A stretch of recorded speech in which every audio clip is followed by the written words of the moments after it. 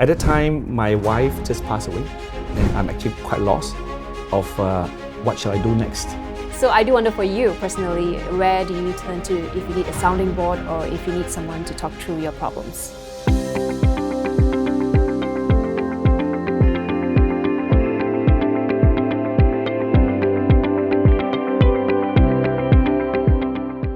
And first of all, congratulations for winning the Vistage Leadership Award. I want to go back to the beginning first. All right. To get a sense of your story, to let people know you a bit better. I understand that running a business in childhood education was never part of your plan. So can you give us a glimpse into how it all happened for you?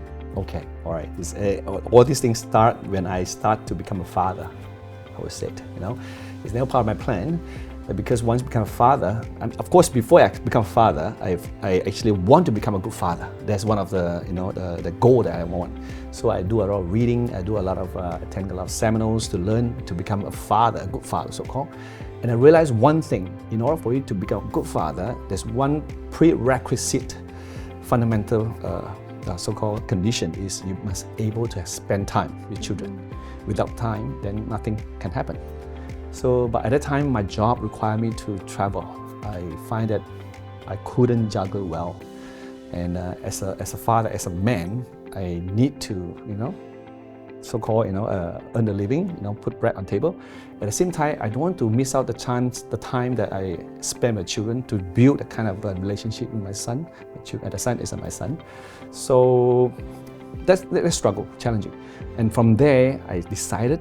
And I come up to that idea, the best solution is to venture into business in education, in early childhood especially, so that I can spend time with the children and I learn to become a better father through the journey of this business development. And while my child is growing, I'm building my business and did become my future, so-called, achievement. So everything put together, like kill 3 birds in 1 stone, right? Okay. So I never regret. I'm happy. I think I've done the right decision since then. Yeah. All right, fantastic. Now, of course, that journey must entail some ups and downs. So I do want to ask you about some of the challenges going into a business that you had no prior experience. Yeah. Before that, you were working with an MNC. So how was that transition for you? I think becoming a father helped me a lot.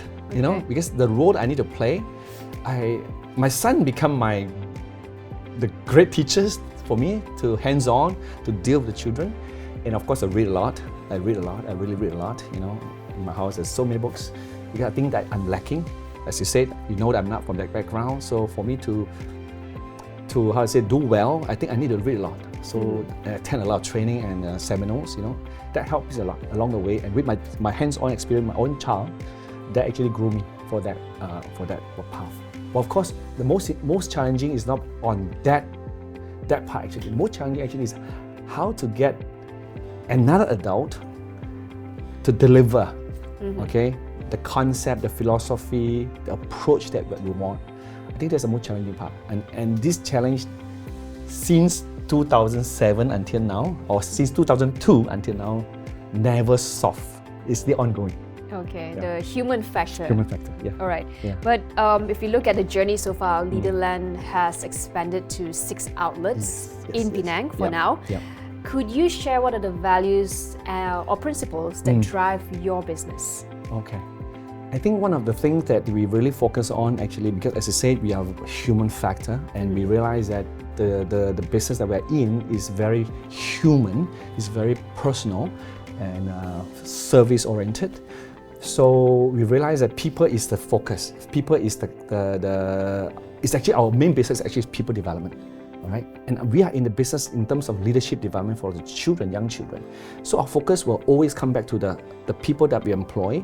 We have to develop them first, become a leader, and we acknowledge them they are a leader. So what we do actually, instead of the best way to actually to train a person, or to I won't say change, but to help the person to change, is not training itself. It's not just knowledge. The best, I think, is still the culture. So we focus a lot of building a culture that we want, As I shared before, is our culture. The cornerstone is based on 5 letters, which is faith, in short, F-A-I-T-H, right? So first F stands for family, A stands for add value, I stand for integrity, T stands for transform, H stands for honoring God. So this is a 5 cornerstone that support our culture.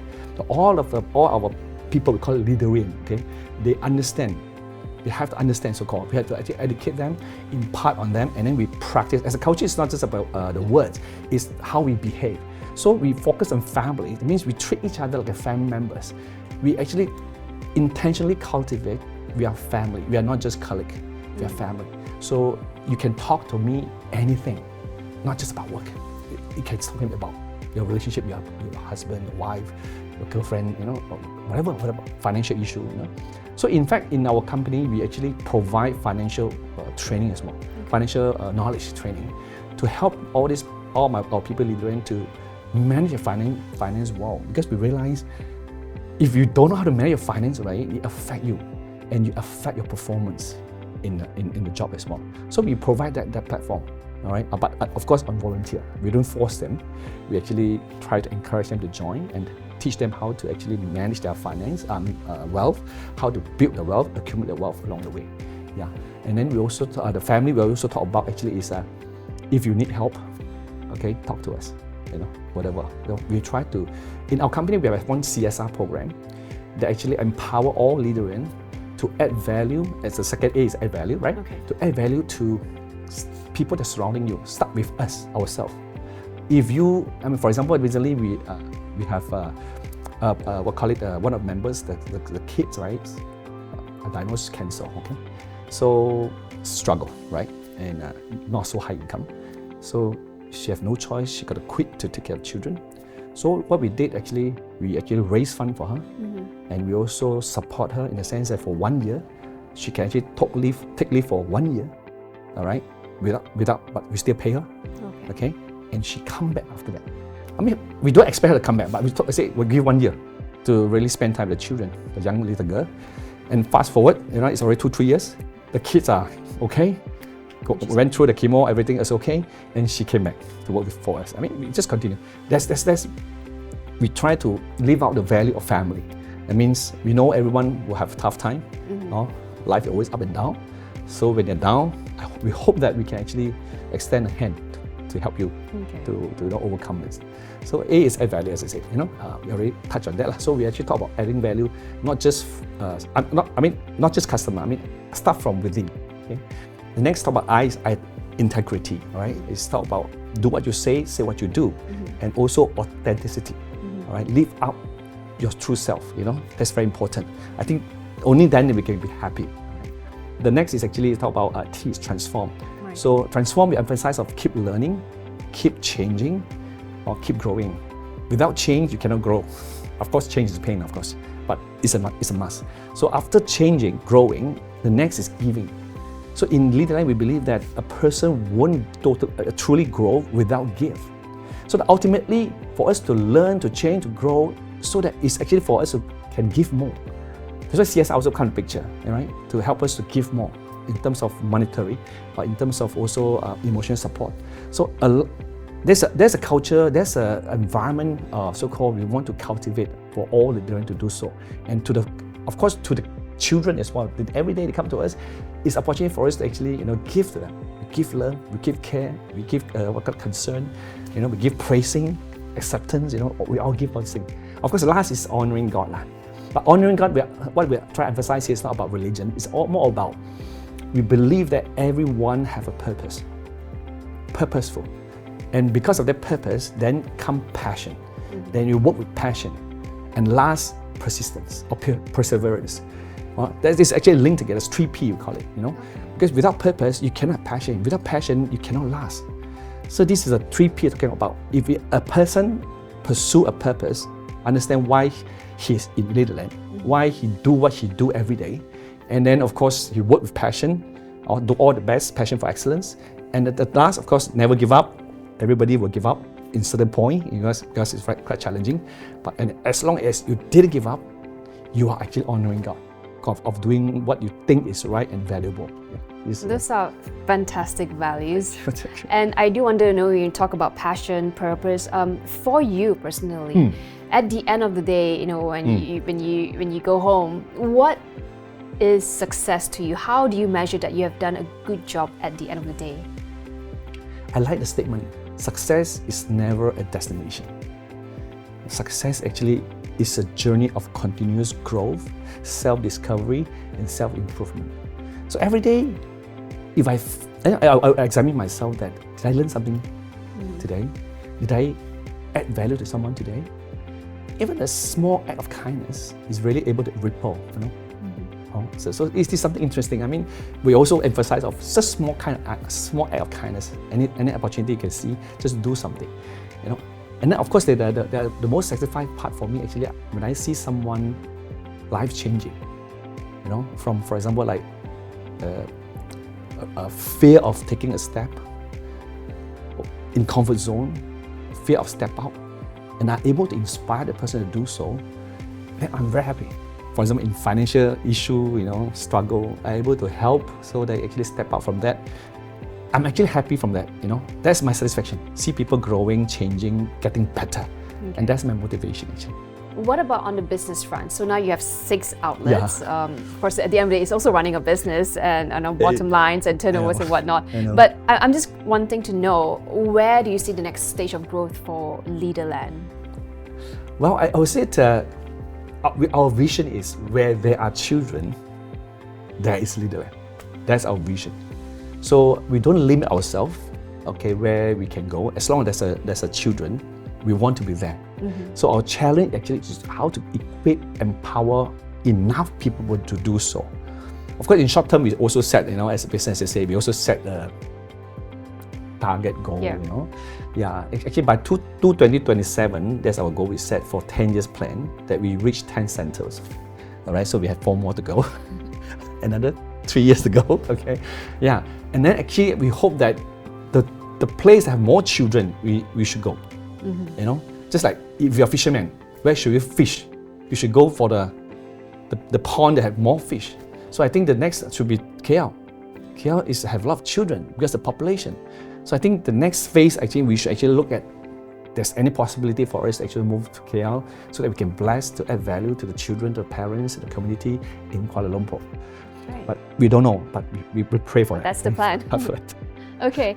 As a CEO, as a leader of a company, sometimes it can get quite lonely because, there's not that many people that you can turn to for an advice. So I do wonder for you personally, where do you turn to if you need a sounding board or if you need someone to talk through your problems? I would say that I'm very thankful and grateful that I hardly feel lonely as a CEO. I'm very thankful. 2 parts to answer it. The first is I always turn to my team as well for their opinion. Right. All right. I always find answer after listening to them. This one source of getting the advice, so-called, right? The other part I feel, of course, is Vistage. That's the reason why I also joined Vistage, because I need 2 parts. I feel that I need 2 parts. One is more my internal team, and the other one actually external. So Vistage, so I choose to join Vistage so that I can actually, get advice and interact with people from different industry. And of course, also, I really get a lot of advice from the coach as well, personal one-to-one. That's the source also I get advice. What has been the most valuable thing that you have received from being part of Vistage, and how has it shaped you as a person? If I look at, the first thing comes to mind actually during MCO.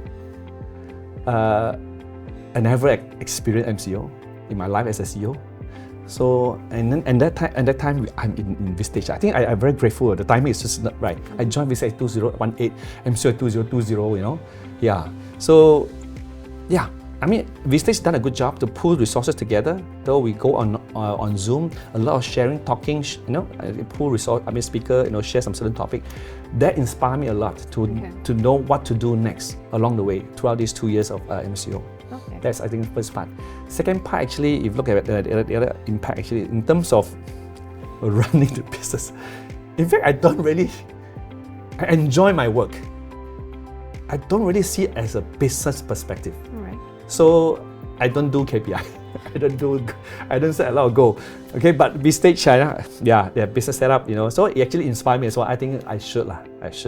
At least I can measure. It helped me to better measure my business, to understand how healthy it is, just like medical report. So I did that along this journey with Vistage. I established a lot of information, or indicator to help me better manage. I find it helpful a lot. It built my team to be more,